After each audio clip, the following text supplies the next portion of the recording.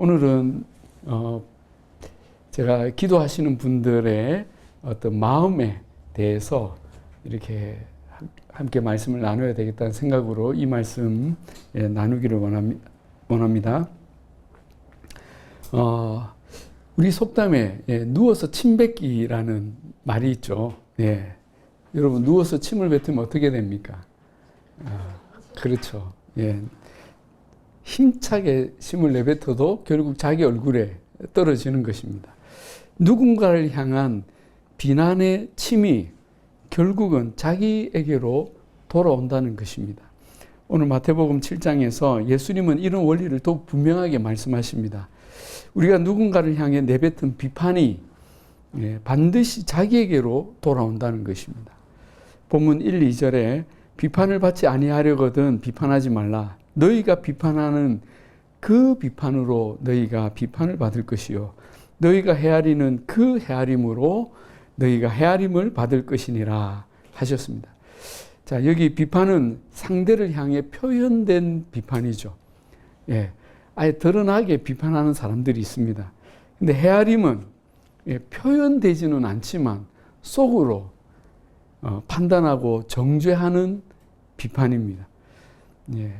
그래서 어떤 것이든 하나님 앞에서는 다 마찬가지죠. 하나님은 우리의 중심을 다 보고 계시니까. 그런데 이 비판과 헤아림이 처음에는 상대를 향해 날아가지만 그것이 부메랑이 되어서 반드시 던진 사람에게 돌아온다는 것입니다. 그런데 우리가 실제 경험에서 이런 일들을 얼마나 많이 겪습니까? 겪기도 하고 또 보기도 하죠. 저 사람 그렇게 누구를 비판하더니 자기가 그것과 똑같은 잘못을 하는구나. 다른 이들을 비난하고 판단하는 속성은 사실은 우리 모두에게 다 있습니다. 이게 우리 인간의 뿌리 깊은 죄성이기 때문입니다.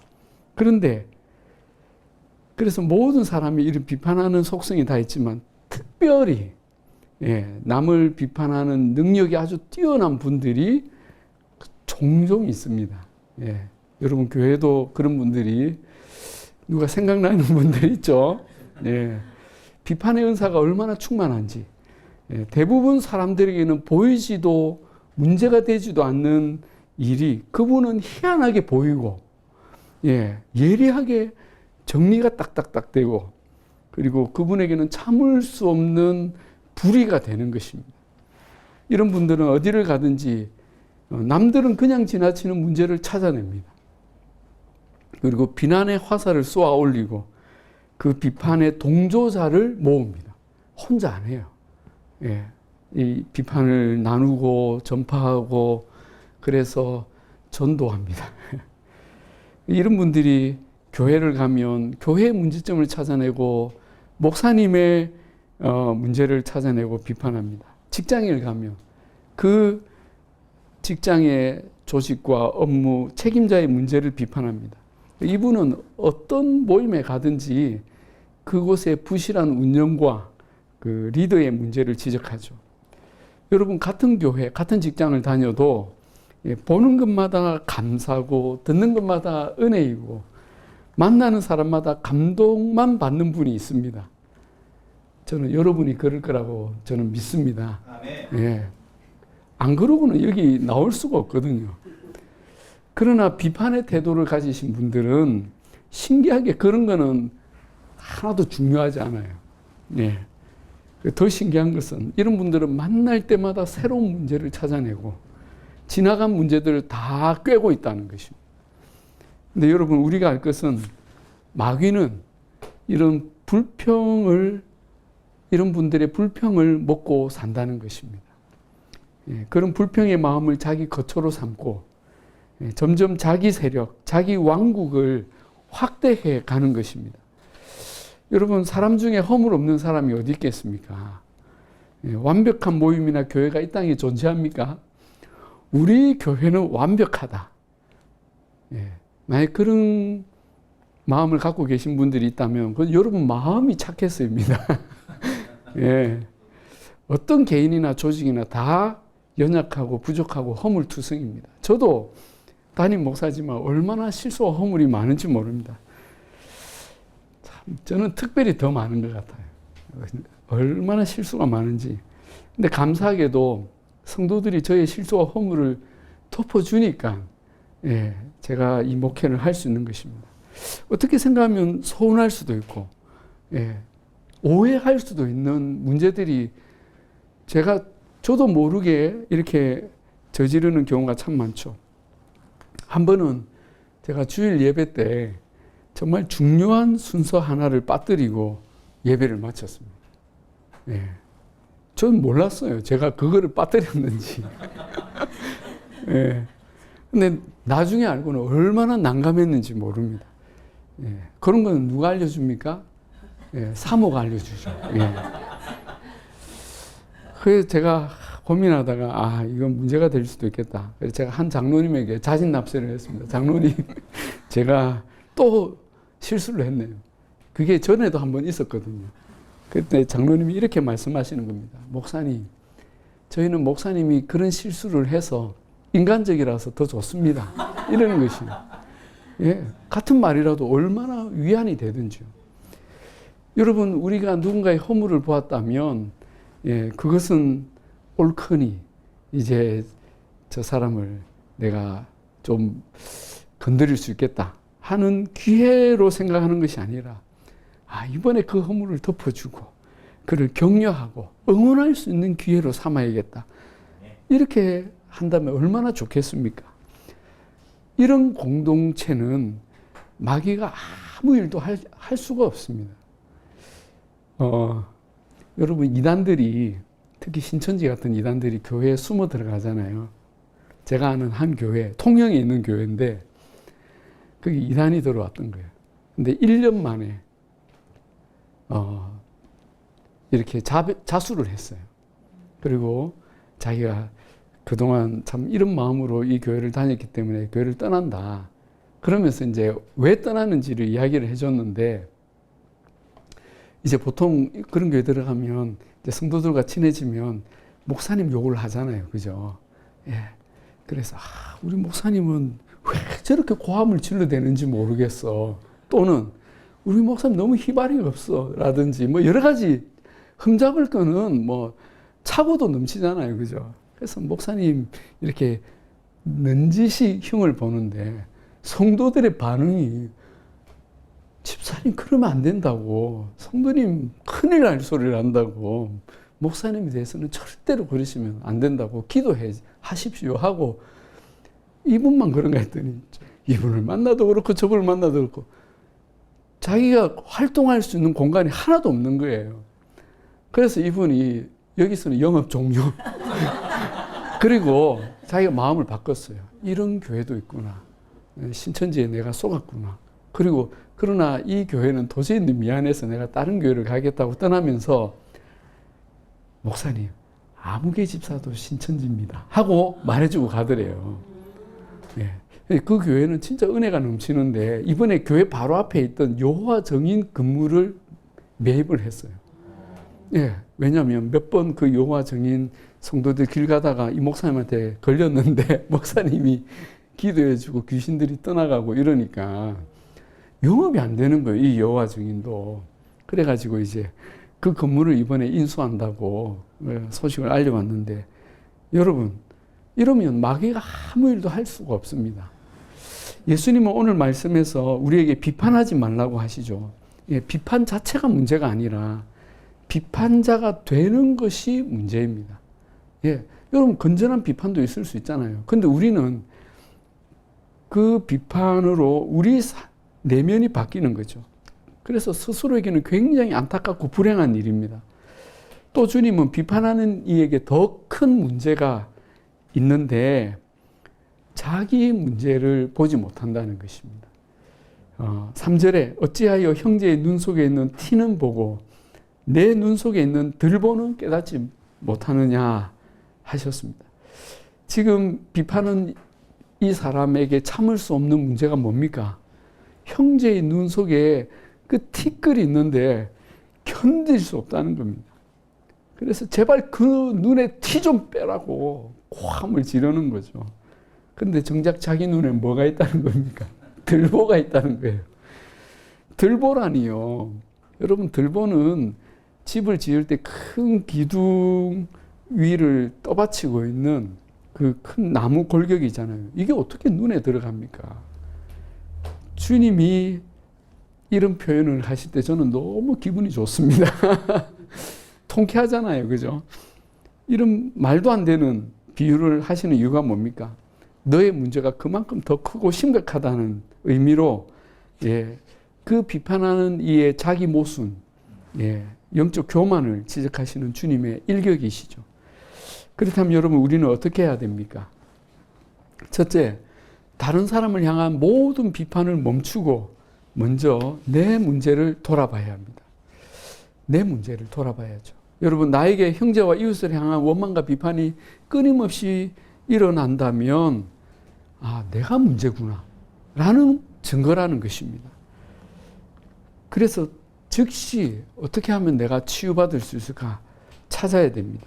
근데 신기한 것은 자기 문제를 알고 해결을 하면 신기하게도, 예, 세상의 다른 문제들이 다 해결이 된다는 거예요. 예, 남을 바꾸려고 해서는 절대로 세상이 바뀌지 않는데 내가 바뀌면 세상은 이미 달라져 있다는 것입니다. 어느 산골에 여우가 살고 있었습니다. 근데 이 여우는 늘 불평, 불만이 많았는데 제일 큰 불평이 뭐냐면 자기 동네 땅이 너무 거칠어서 발바닥이 너무 아프다는 거예요. 그러니 이게 길 가다가 뾰족한 돌멩이, 나뭇가지 뭐 이런 데 발이 자주 찔리니까 늘 화가 났던 거죠. 그러다가 이 여우가 어느 날 지나가는 토끼 한 마리를 잡았습니다. 이 토깽이야. 네 토끼들이 살고 있는 그 장소를 불어라. 그러면 너는 살려주겠다 그랬어요. 그래서 이 토끼가, 여우님 왜 토끼를 다 잡으시려고 그럽니까? 배가 고프세요? 물었어요. 그러자 여우가, 내가 배가 고픈 게 아니고 땅이 너무 거칠어서 못 살겠다. 그런데 너희 토끼 털이 부드럽지 않느냐. 그걸로 여기 길바닥에 토끼털 카페트를 만들려고 한다. 그랬어요. 그러자 토끼가, 여우님, 우리 토끼를 다 잡아도 여기 땅 얼마나 덥겠습니까?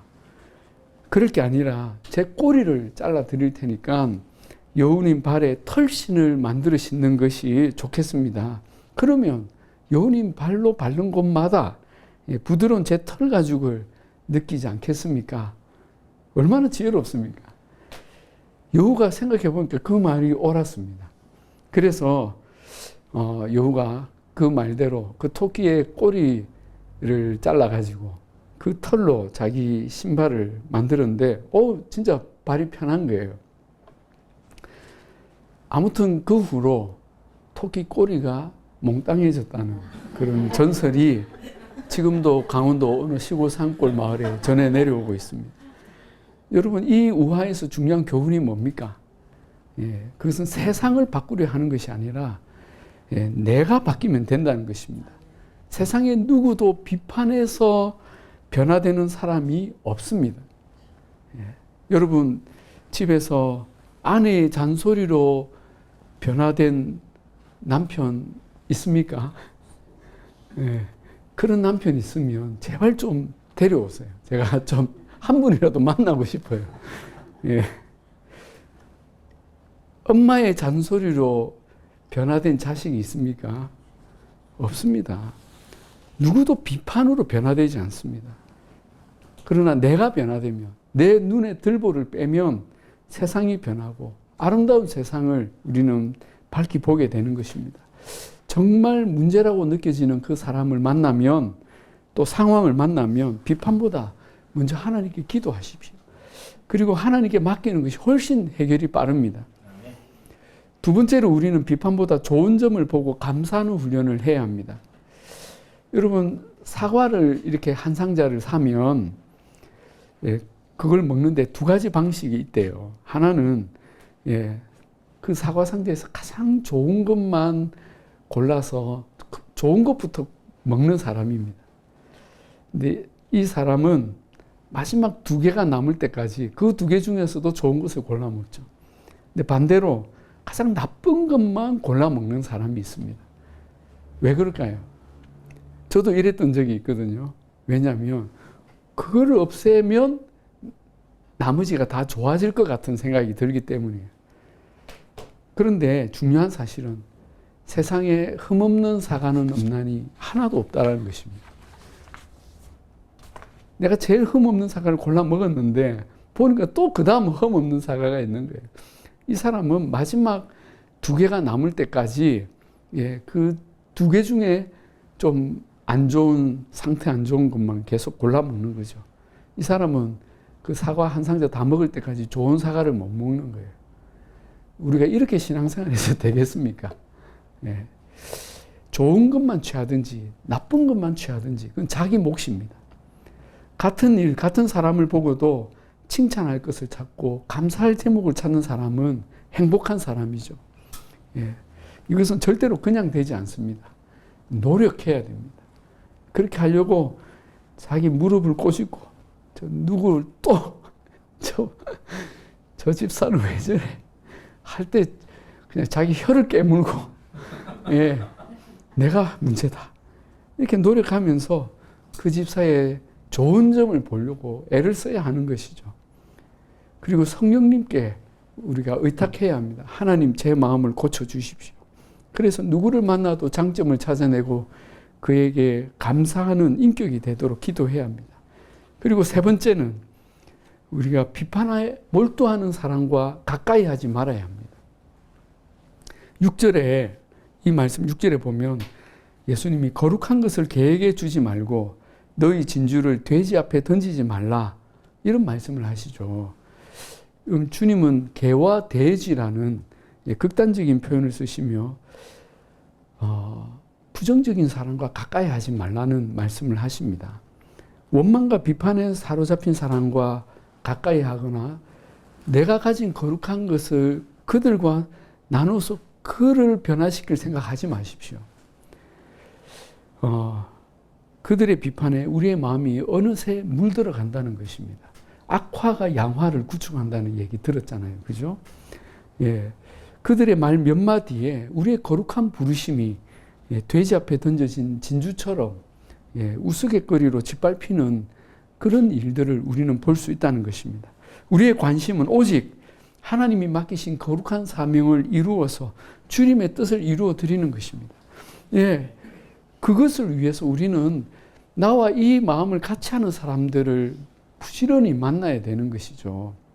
예, 여기 계신 이분들, 정말 귀한 분들 아닙니까? 이런 동력자들을 찾아내고 발굴해내야 됩니다. 그러나 사탄은 그 관심에서 우리를 돌이키고 온갖 불평과 비난의 화살로 우리의 에너지를 다른 곳에 빼앗기게 만드는 것이죠. 우리가 그런 일에 함께 어울려 다닐 것이 아니라 감사와 긍정, 소망과 비전의 사람들과 가까이 지내고 우리의 사명을 위해 함께 이 길을 걸어가야 할 것입니다. 자, 이제 말씀을 맺겠습니다. 주님은 비판하는 자가 되지 말라 하십니다. 비판은 반드시 나에게 돌아오기 때문입니다. 그러므로 우리는 나 자신을 변화시킴으로 세상을 변화시키는 사람들이 되시기 바랍니다. 나부터 엎드리고 기도하고 또 이 CTS를 위해서 기도할 때 여기에서 놀라운 하나님의 기적의 역사가 시작이 되는 것입니다. 그리고 우리의 서로 다른 모습을 볼 때 우리는 오히려 감사하고 내가 갖지 못한 부분을 저분이 갖고 있구나. 내가 우울한데 저분은 유쾌하구나. 내가 이렇게 너무 방방 뛰는데 저분은 침착하게 또 우리의 균형을 맞추는구나 하면서 다른 점에 감사하고 다른 것을 틀리다고 말하지 않고 오히려 그에게 기대하며 하나님의 부탁하신 사명을 이루어가는 복된 저와 여러분이 다 되시기를 우리 주님의 이름으로 축복합니다.